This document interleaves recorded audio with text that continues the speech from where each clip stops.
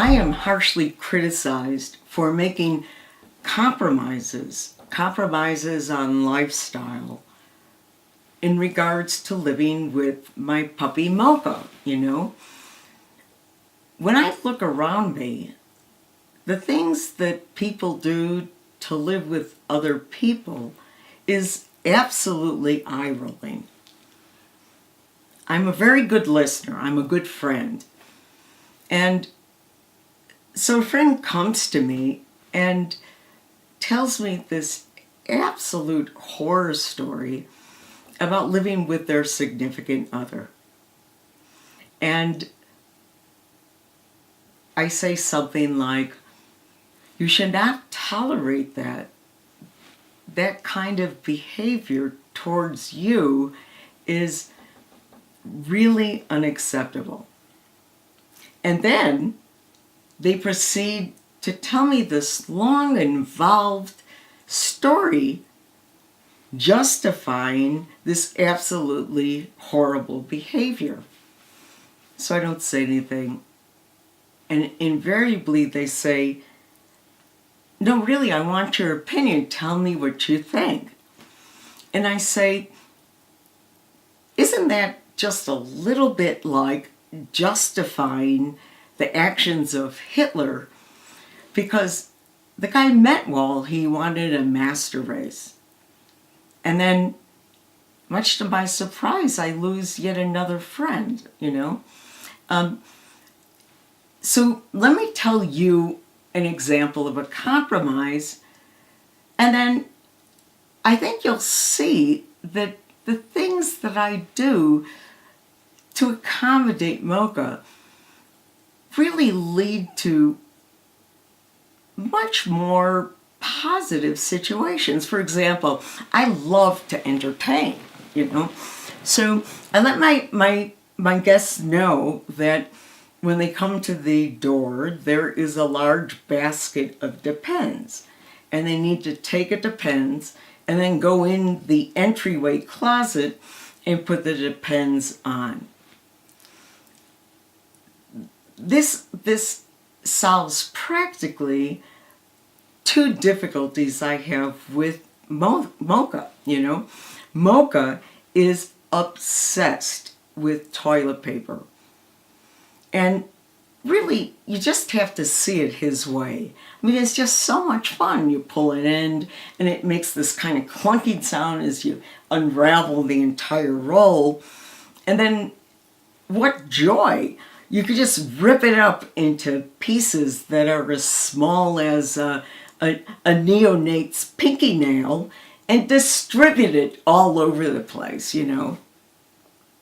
So, it's so much fun in his frame of reference. There is nothing I am going to be able to do to extinguish his joy of his interactions with toilet paper, okay? That being said, I am a rational parent, a rational adult. I don't want that behavior repeated again and again because it's going to become an unextinguishable habit. So I no longer have toilet paper in the house, okay? And so let's talk about making this change, this compromise. So my guests come and they enjoy a lovely evening, and much to everybody's surprise, it avoids these little uncomfortable social situations where people say, do you, something, it's really kind of stupid. Think about this. Do you have a bathroom? And, well, that creates a little bit of tension. And then this person leaves a nice interaction, and in the back of everybody's mind, you just can't help thinking about that this person left to deal with their bodily fluids. It sort of destroys an ambience, don't you think? So once they have the Depends on, we engage in fine food and great conversation, and then when they have to go to, release bodily fluids or something like that. They just let her rip, you know. Nobody knows they're doing it. And plus, if they're having a negative interaction and they're talking about something that gives them negative feelings, they can look at this person and let her rip and experience the joy of it. And so all in all, it turns out to be a really pleasant experience, you know. And then there's a second side benefit for me and Mocha, you know, because Mocha really enjoys drinking out of the toilet. And just the thought of someone putting their bare bottom on my little Portuguese water dog puppy's,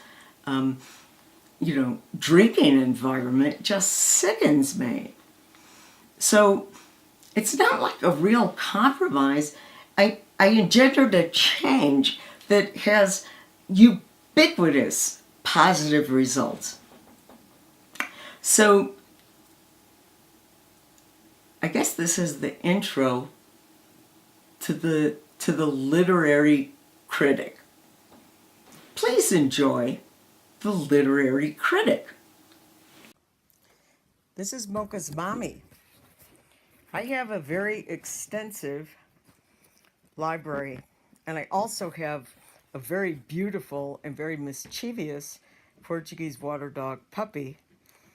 And so the inevitable happened, and I decided that if it happened, that I would not overly correct him, because it would then become very attractive to him, but I would very quietly discover which of the 2,000 volumes Mocha took and try to replace it, and then hope it didn't become a behavioral problem. So Mocha, honey, come here. Moki. So inevitably, Mocha did do the evil deed, and I wanted to share with all of you the discovery. Come here, puppy. What did you do, Mocha? What is this, huh? What is this? Did you do something wrong? Huh? Did you eat the book? Did you make a bad decision? So this book is that, Mocha. Well, here's the cover, and the book that Mocha destroyed out of 2,000 volumes was Caesar's Way. Everybody appreciates a good critic. I want you to know that the literary critic actually happened. It's a true fact. I have this wonderful library, and out of 2,000 books, Mocha pulled off the shelf Caesar's Way and pretty much destroyed it. You know, a dog trainer insisted that I read Caesar's Way. And I thought, well, I just thought some of it was illogical, you know. So you have this guy who grows up in Mexico in an impoverished village. There's a pack of mongrels that just are horrid creatures with their ribs sticking out. They're fighting and tussling. Children are throwing stones at them. Adults are kicking them.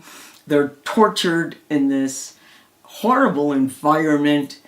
They drink out of puddles and scavenge for food. And the guy says in his memory that these dogs, when it comes time to go to sleep, they are just peaceful. They sleep like babies. While when he comes to America with these entitled dogs that are nourished properly, taken care of, groomed, etc., that these dogs they suffer terribly. And by proof of that, when they sleep, They twitch in their sleep. So I thought I'd go to the source. So just yesterday, I asked Mocha, I said, Mocha, would you rather go down to your doggy roots and live in an impoverished village in a pack of dogs with unsavory humans torturing you in the 120-degree heat, quenching your thirst in a larva-ridden puddle, and sleep like a baby?